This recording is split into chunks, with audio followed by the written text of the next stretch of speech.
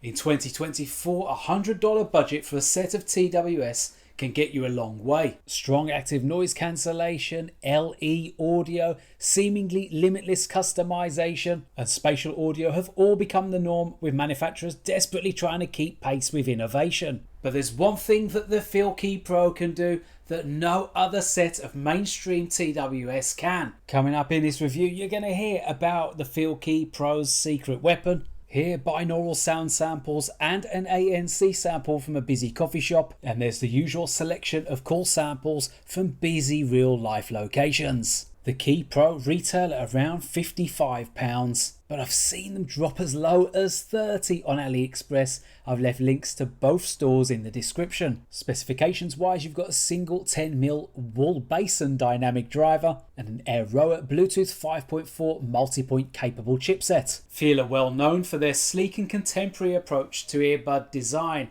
and it's the design where we'll start in this review because this is the thing that sets them apart from everyone else. They have a very portable semi-transparent charge case that has a nice orientation to it, opening outwards like a makeup mirror, and gunmetal grey in-ear shells. On the face of it, the Key Pro isn't anything particularly spectacular. But if, like me, you get a little bit of ear fatigue from prolonged use of having those silicone tips in your ear, and typically you would turn to a semi-in earbud like the Apple AirPods 4, this is where the FIIL Key Pro gives you something a little bit different, allowing you to seamlessly switch from in-ear to semi-in-ear. Okay, seamless is a slight exaggeration, but it is very straightforward. This is what the Key Pro look like in their default configuration. So as you can see, they're factory fitted with silicone ear tips. And at this point, it's probably worth saying that the ear tips are pretty impressive in that they're quite grippy, and their oval shape means that they are actually quite comfortable as well. That's especially handy as you aren't exactly spoilt for choice in terms of third-party tips because of the large oversized nature to the nozzles. Once the tips are off, you have to do two things to put them into semi-in-ear configuration. Add these small adapters which go around the nozzle and give it a flatter sort of feel, and then just switch them into semi-in-ear mode at the top of the settings screen in the FIIL Plus app. Unfortunately, you don't get active noise cancellation in semi-in-ear mode, so you can't use them in the same way as Samsung's Galaxy Buds 3 or the Apple AirPods 4 ANC. The result is probably more like the original One More Comfo Buds than the Apple AirPods 4, for example, but it still feels like a semi-in earbud in the ear. The benefits of this configuration extend beyond the giving your ear a rest. I mean, it gives you far better situational awareness than putting transparency mode on, for example, which can be very useful. For example, if you're in a shared office and you need to hear your colleagues shouting over at you, or you're outside exercising and need to hear the traffic noise around you. Due to the end being quite slim though, as you saw, much slimmer than the Apple AirPod 4 for example, you might find that whilst they're super comfortable and reasonably stable in everyday use or very light exercise, that they're a little bit too loose fitting when you start to up the tempo a bit. In semi-in-ear mode, I was only able to do 6 jumping jacks before they fell out of my ear and flew across the gym floor. Put them in in-ear mode and those grippy silicone tips come in really handy. They easily reached 100 and could have gone for much longer. Their IPX5 water and sweat resistance rating actually makes them a pretty good companion for the gym. The only slight disappointment is that FIIL didn't seem to consider what we might want to do in terms of storing these tiny little adapters. They're absolutely tiny and it's a miracle I haven't lost them already. Some kind of compartment built into the case to store them would have probably added size, but I think it would have been worth it. Next, you're going to hear how effective the active noise cancellation is, recorded using binaural microphones in a busy coffee shop. As always, it's best to listen to these with your headphones on.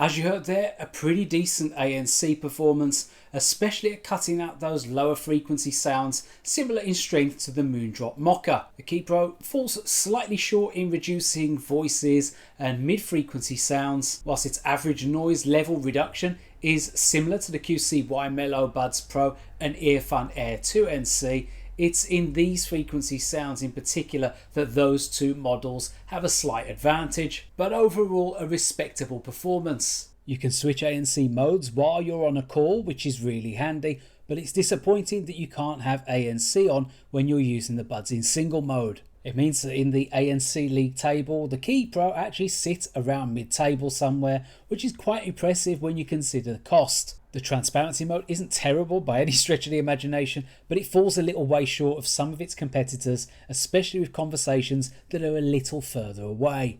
FIIL call Active Noise Cancellation MAF, and the Key Pro have 5 different modes. ANC on and off are toggled either through the app or through holding the left bud down for a couple of seconds. You've also got monitor and open mode, which seem to be quite similar. Both of these activate transparency. And windy mode, as you can expect, is wind noise reduction, and it works pretty effectively, although there's not a great deal of other noise reduction which is going on when you've got that mode activated. Next, you're going to hear how the Key Pro sounds for yourself with this binaural sound test.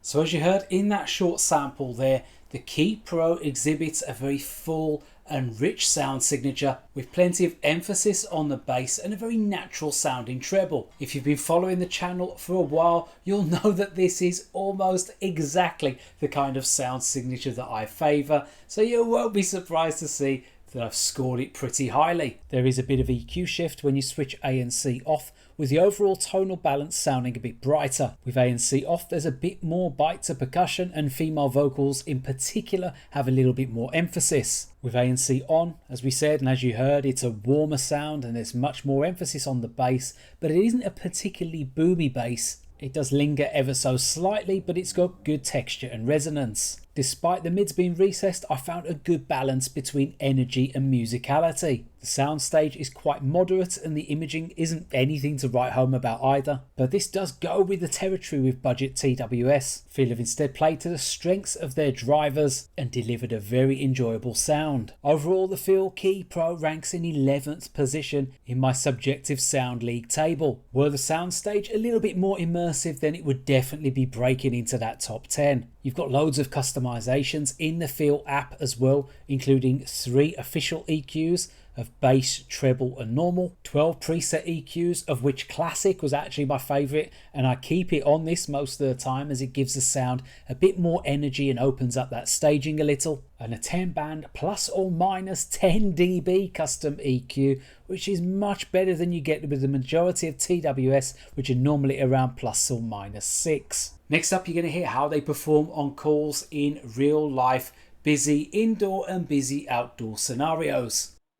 So we're testing the FIIL Key Pro first, simulating what it would be like to use these buds on a call on the daily commute. I'm on London Bridge. It's a very bright day, but it is freezing. There's a bit of wind coming through, and there's loads of people walking into London to go and do their Christmas shopping. So yeah, if you're using these buds on a call on the daily commute, as I said, on the way to work, school, college, something like that, then this is how you can expect them to sound with that mixture of sounds in the back. And so this time we tested the FIIL key pro and how they get it performed on your calls in the same Borough Market scene, which I test all of my earbuds at, although it doesn't look like it in the background. Very busy, as you can see here, lots of people, big groups of people. So lots of industry chatter going on, semi-indoor, semi-outdoor scenes, and we're right by an underground station. See what the noise of tube trains coming through as well. So if you're trying to make or take a call using 13 Pro in this kind of busy shelter sort of scene, this is how you can expect them to perform. So we checked in the FIIL key for full performance in a busy indoor scene. I'm in the usual coffee shop here in the UK. It's pretty full as well on the weekend. Struggled to get a table today. So we're in the usual spot, and you're getting that usual mixture of industry chatter from nearby conversations, sounds of the baristas making coffee, sounds of music coming to the stereo, all the usual things, the usual frequency sounds that are going to get in the way of your call if you're making or taking a call in this kind of scene. As you heard there, it's not a bad call performance.